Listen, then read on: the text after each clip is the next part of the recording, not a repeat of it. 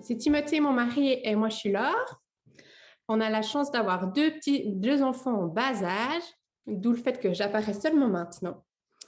On travaille autrement à Jeunesse en Mission, plus particulièrement dans le ministère des Fabricants de Joie. Timothée, il est passionné par faire découvrir l'Évangile aux enfants. Il aime créer en fait plein de divertissements pour que les enfants découvrent Dieu, autant des jeux vidéo que des histoires, que plein de choses. Il a des idées toujours. Si vous cherchez une idée, mon mari, c'est la bonne personne. Autrement, moi, je m'appelle Laure, je suis éducatrice de formation, donc rien à voir avec les écrans, mais en fait, je suis passionnée par les dynamiques de famille, par comment les choses se mettent ensemble. C'est aussi dans ce cadre-là que je vais intervenir ce matin. En fait, c'est un peu nous qui avons la lourde tâche, parce que je pense que vous avez tous les cerveaux qui fument déjà. Donc, on espère qu'on va réussir à vous maintenir encore un peu éveillés. On va essayer d'avoir aussi des temps un peu interaction. Vous serez aussi par plus petits groupes. Comme ça aide aussi. Donc, voilà, on va commencer. On vous a fait un PowerPoint. Comme ça, on a aussi quelque chose de visuel. Est-ce que tu veux le mettre en marche, Tim? Oui. Alors, partage d'écran.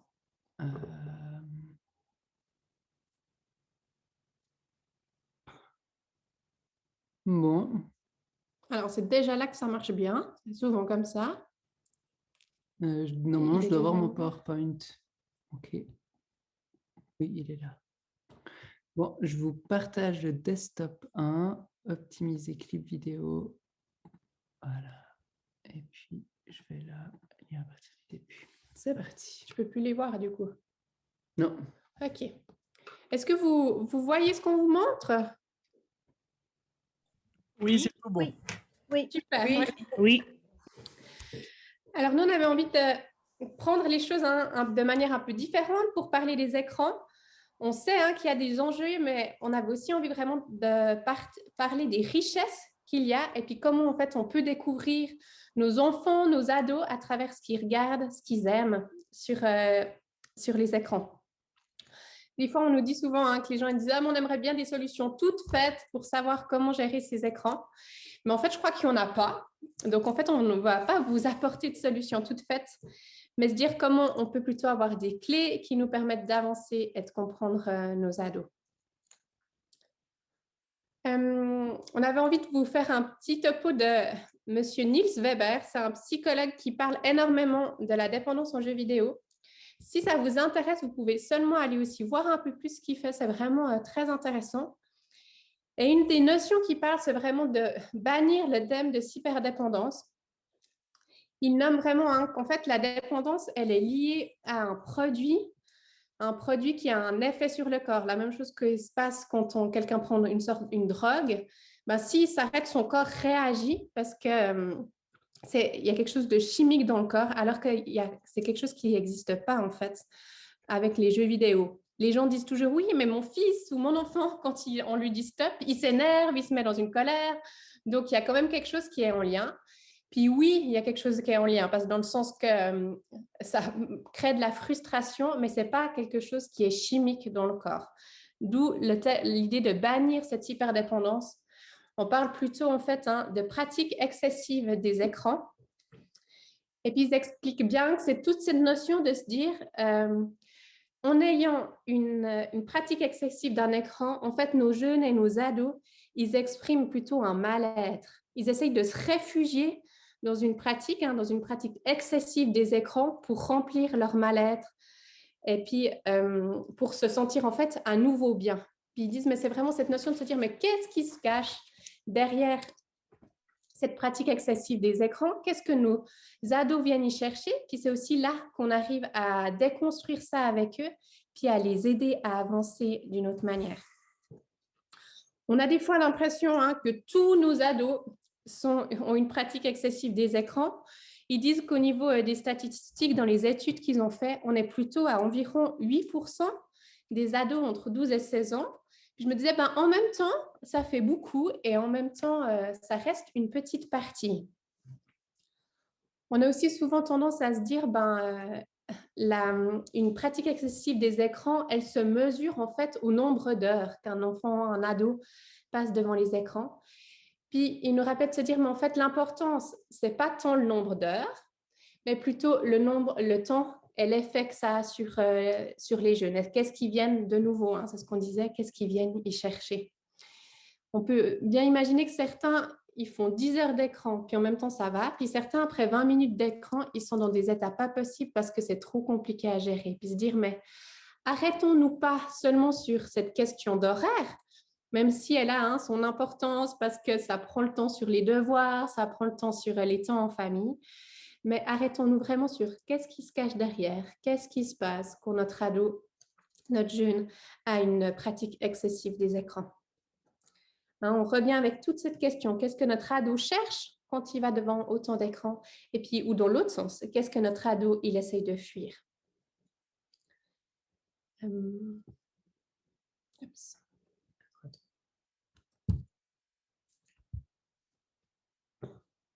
J'essaye de passer ma dia, mais ça ne marche pas. Ah là, voilà. Là, on avait juste envie de vous parler d'une ressource qui est en fait un site que la Confédération fait. Ce qui est aussi super intéressant, c'est que du coup, il est mis à jour régulièrement aussi avec des nouvelles études, etc. Donc, c'est aussi un lieu où vous pouvez aller chercher des idées, des recommandations si vous avez besoin d'autres ressources ou de suivi, où il y a vraiment plein de choses qui sont très intéressantes. C'est un exemple. Il parle un peu de quelques conseils pour les parents. Il y a vraiment cette notion qui revient toujours de s'intéresser à ce que notre enfant fait. Pourquoi il fait ça? Qu'est-ce qu'il va chercher? Quels sont les jeux auxquels il joue? Quel est l'âge qui est conseillé pour ces jeux? Toutes ces choses qui vont nous permettre en fait de discuter avec notre enfant, d'être avec lui, de réfléchir avec lui à ce qu'il fait. Le faire aussi ensemble, le faire avec nos enfants. On a souvent les parents qui disent « Ah, mais moi, ça ne m'intéresse pas du tout, ce domaine des écrans, ce domaine des jeux vidéo, d'aller voir avec lui ce qu'il regarde sur Instagram ou sur Snapchat. » Puis en même temps, c'est vraiment des clés qui nous permettent de les comprendre, de s'intéresser à eux, de dire « Ah, mais en fait, c'est quoi que tu regardes? Pourquoi tu regardes ça? Ah, purée, ton copain, il fait ça et toi aussi, tu fais ça? » Ou toutes des notions aussi, hein, de se dire ben, sur les réseaux sociaux, toi, tu postes quoi? Et puis toutes ces notions-là. Hein. Et puis on dit aussi cette notion d'être présent, ce qui permet aussi, quand on est présent dans ces milieux-là, que notre enfant, après, quand il est confronté à quelque chose qui le questionne, eh bien là, on est là pour en discuter avec lui, pour réfléchir avec lui.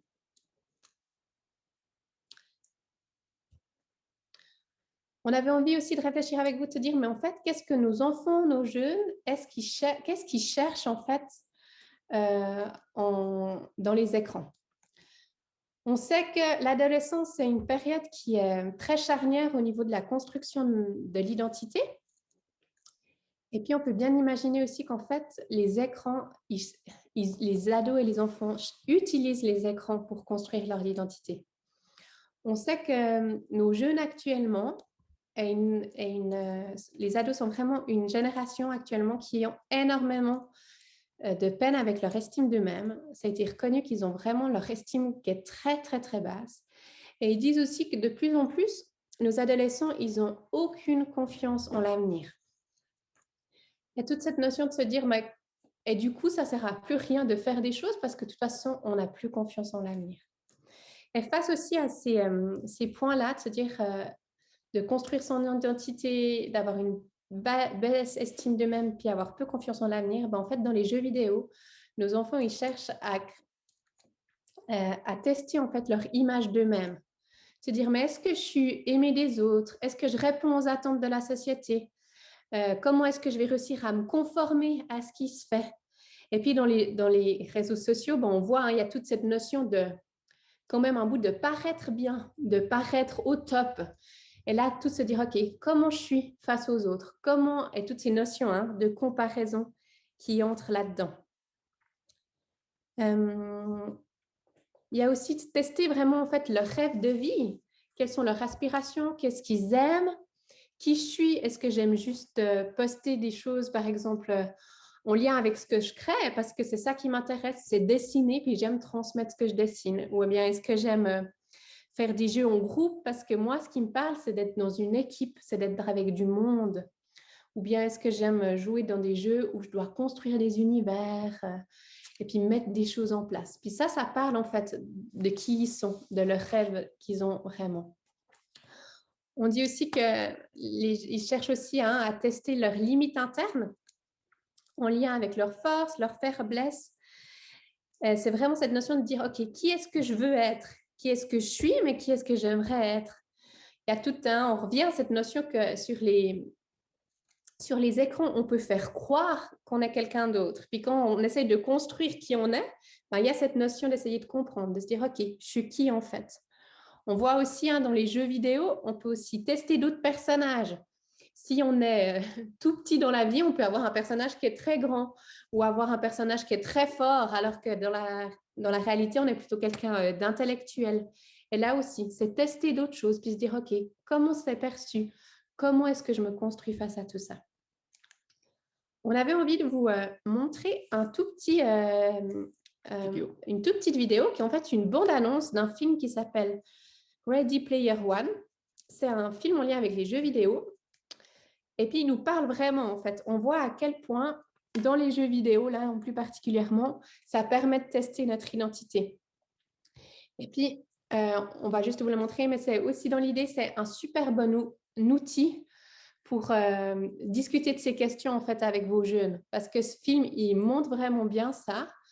Et puis, en même temps, avec un ton ludique, parce que c'est un film qui est sympa.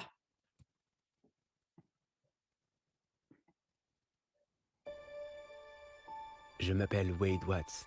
Mon père a choisi ce nom parce qu'il faisait penser à l'alter ego d'un super-héros, comme Peter Parker ou Bruce Banner. Mais il est mort quand j'étais petit. Ma mère aussi. Et j'ai atterri ici. Je reste assis là, dans cet endroit minuscule. Il n'y a nulle part où aller. Nulle part. Sauf l'Oasis.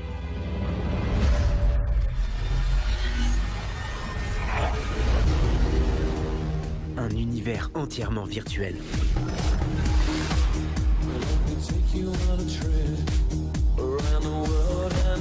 Les gens vont dans l'Oasis pour pouvoir faire ce qu'ils veulent.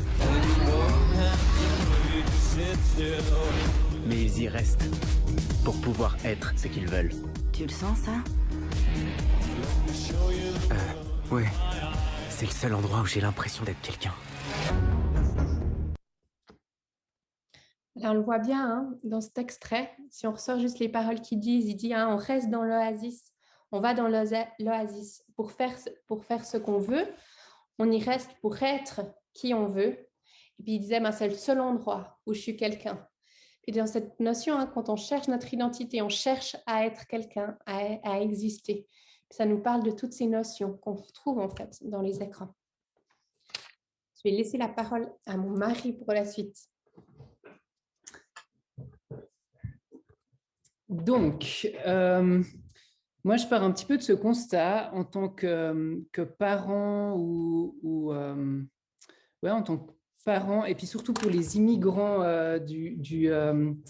des écrans, on a une tendance à se focaliser en fait sur le cadre, et puis c'est pas faux, parce que Dieu, il nous donne en tant que, il nous confie des jeunes, il nous confie des enfants, et puis on a cette responsabilité de les protéger.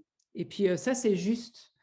Mais la question, c'est, est-ce que Dieu ne nous demande pas plus? Est-ce que notre rôle s'arrête juste à essayer de voir les enjeux, de voir les côtés négatifs et essayer de les protéger de ça? Alors, on a entendu d'Elsa et puis de Joanne qu'il y avait plein de côtés positifs. Et puis, en effet, il y a plein de côtés positifs. Ce qu'il faut se dire, c'est que là, nous, on analyse les écrans, mais en fait, les jeunes, ils vont pas du tout analyser. Les jeunes, les écrans, tout ça, c'est quelque chose d'intuitif, c'est quelque chose de naturel.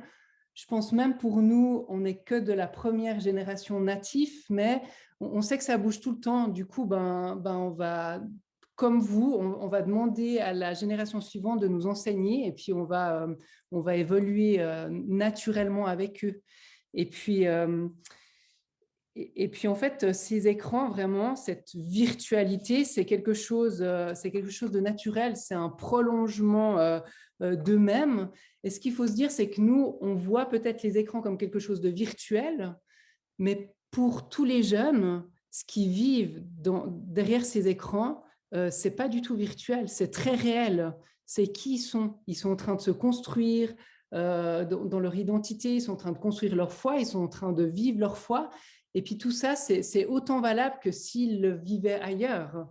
Et du coup, certainement qu'on a plus de cartes à jouer. Et je vais prendre un premier exemple très percutant. Et si à travers les écrans, votre enfant essayait inconsciemment de découvrir et de construire leur identité en Christ et plus encore d'entrer dans sa destinée. Moi, j'ai un collègue de travail qui vient de trouver un petit peu sa voie. Aujourd'hui, il a démarré un nouveau ministère dans le cadre de Jeunesse en Mission, un ministère francophone, où en fait, il a créé un site pour recenser toutes les écoles de disciples et les ressources qu'il y a dans le monde francophone au niveau de GEM. Ça, c'est quelque chose qui existait au niveau du monde anglophone, mais qui n'existait pas au niveau du monde francophone. Et puis, c'est un ami personnel, et puis en discutant avec lui, tout d'un coup, j'ai réalisé que par le passé, une de ses passions, c'était de jouer à Minecraft. Minecraft, on peut créer toutes sortes de choses, on peut jouer de plein de manières différentes, mais lui, une des manières dont il jouait, c'était de créer un serveur où il a invité toute une communauté. C'est comme s'il avait créé un village virtuel, et dans ce village virtuel, il accueillait les gens, et puis il leur expliquait quelles ressources il y avait dans ce monde virtuel, et puis il faisait le lien comme ça entre toutes les personnes qui venaient dans cette communauté pour participer à cette expérience virtuelle. Et en fait, on peut faire le lien. Ce qu'il a fait naturellement dans son temps libre pour se détendre, c'est ce qu'il était appelé à faire dans la vraie vie. Et en fait, si tout d'un coup, vous allez entrer dans le monde de vos jeunes, de vos enfants, et que vous allez commencer à vous intéresser à ce qu'ils vivent, à pourquoi est-ce qu'ils jouent comme ça, pourquoi est-ce qu'ils jouent à telle chose et pas à telle chose, vous allez en fait découvrir ce que Dieu a mis en eux aussi, au niveau de leur caractère, au niveau de leur destinée, etc. Donc, vos enfants et vos jeunes ont besoin de votre aide pour être guidés spirituellement vers plus de maturité en Dieu. Parce qu'il faut se dire, c'est qu'eux, ils vivent tout d'une manière intuitive. Donc, ils ont besoin de gens comme vous, qui ont une autorité pour venir comprendre ce qu'ils sont en train de vivre et pour chercher à discerner ce que Dieu est en train de faire dans leur monde virtuel. Parce que Dieu est vraiment en train de construire leur identité en Christ. Dieu est vraiment en train de construire aussi leur appel, leur destinée, leur vocation. Et puis vous allez peut-être pouvoir discerner ces choses et leur dire. Et du coup aussi, comment les faire passer d'un monde de détente, de divertissement, à un monde où ils se mettent vraiment à servir le royaume de Dieu. Alors, ça peut être qu'ils vont devoir sortir de ce monde virtuel pour servir d'une manière autrement que virtuelle, ou un mix des deux, ou rester dans ce monde virtuel, mais pour servir concrètement le royaume de Dieu, et puis les envoyer comme disciples de Jésus dans la moisson pour former d'autres disciples. Donc moi, ce que je vous encourage vraiment, c'est à voir au-delà de ce qui saute aux yeux. Et puis pour ça, vous avez besoin d'entrer en discussion avec eux pour qu'ils vous expliquent tout le positif qu'il y a là-dedans, de voir le négatif comme le positif, mais d'inviter Dieu là-dedans. Parce que Dieu, ce qu'il veut faire, c'est vraiment les aider à gagner en maturité. Qui suis-je? Ils vont aller tester dans les écrans. Qui suis-je? Qui suis-je avec Jésus? Qui suis-je sans Jésus? Quelles sont mes forces? Mais quelles sont aussi mes limites personnelles? Et puis, comment est-ce que je vais servir Dieu tout au long de ma vie, ma destinée? Et en fait, dans ce monde virtuel, ils vont travailler, Dieu va travailler toutes ces choses. Donc, allez travailler toutes ces choses avec eux. Donc, ma question, c'est est-ce que vous êtes prêt à entrer dans leur univers? Ça veut pas dire que vous allez devoir, vous mettre à jouer aux jeux vidéo, vous mettre à créer un profil dans les réseaux sociaux. Ça veut simplement dire de vous poser à un endroit avec vos jeunes et puis de leur poser des questions et qu'ils vous expliquent leur univers. Donc, moi, j'ai fait ça ce week-end avec 3 personnes, mais je vais juste vous montrer 2 exemples où je me suis posée et je leur ai posé plein de questions. Donc, voilà, le premier exemple, c'est Jessica, une jeune, qui m'a expliqué qu'est-ce qui se cachait derrière ces écrans. Donc, vous voyez, tous ces petits logos, c'est soit des réseaux sociaux, soit des jeux vidéo, soit des plateformes de films et de séries. Donc, si on prend, je vais vous les prendre numéro par numéro. Le numéro 1, j'ai plus combien de temps? Encore 10 minutes, 8 minutes. Je vais juste me mettre un timer parce que c'est là Marie a toujours plein de choses à vous raconter. où je vais me faire avoir. 8 minutes, c'est parti. Alors, je prends mes notes. Donc, alors, elle m'a raconté qu'elle utilisait Instagram. Instagram, on peut l'utiliser en public, ça veut dire tout le monde va pouvoir le voir, ou bien en privé, ça veut dire qu'elle va sélectionner seulement certaines personnes. Alors pour elle, Instagram, c'est quelque chose d'utilitaire. À la place de faire un blog qui prend plein de temps, elle va utiliser Instagram pour informer ses amis qui habitent au loin. Par exemple, elle est allée à New York, elle s'est fait des amis, puis comme ça, elle va permettre à ses amis de la suivre sans qu'elle ait tout le temps à prendre son téléphone et puis à les contacter un par un. Ils peuvent venir gagner. En fait, pour elle, elle m'a dit, c'est vraiment un gain de temps. Eux viennent s'informer sur mon Instagram et puis moi, je m'informe sur eux. Et puis, elle suit aussi 2-3 pasteurs qui l'inspirent et puis 2-3 célébrités. Alors, les pasteurs, c'est plus dans sa foi, ça vient nourrir sa foi. Et puis, ces 2-3 célébrités, c'est plus pour de la détente. Quand tout d'un coup, voilà, elle a envie de souffler, elle va regarder 2-3 humoristes et puis ça lui fait du bien. Et là, ça nous dit quelque chose sur son caractère. C'est quelqu'un qui aime rigoler, par exemple. Ensuite, en point 2, c'est WhatsApp. WhatsApp, elle l'utilise pour communiquer avec tout le monde. Donc, tout le monde peut la contacter sur WhatsApp. Elle contacte tout le monde. C'est un petit peu, peut-être pour certains, c'est le téléphone. Pour d'autres, c'est les emails. Elle, c'est WhatsApp. Ensuite, en point 3, Snapchat. Snapchat, ça lui permet de relationner et prendre soin d'un de ses frères. En fait, elle m'a fait une démonstration live. Elle venait d'avoir un Snapchat de son frère qui lui a fait une photo d'un verre avec de l'alcool dedans. Donc, ça voulait dire que c'était la pause et puis qu'il allait prendre du bon temps avec ses collègues de travail. Et puis, du coup, elle a joué un petit peu son rôle de grande sœur en lui disant voilà, j'espère que tu ne prends pas le volant après ça. Et puis, lui envoie 3-4 par jour parce que c'est son mode de communication, pas elle, mais elle l'a pris parce qu'elle veut être en relation avec son frère. Et du coup, c'est le moyen qu'elle a trouvé. Elle lui répond juste une fois par journée à ses Snapchat.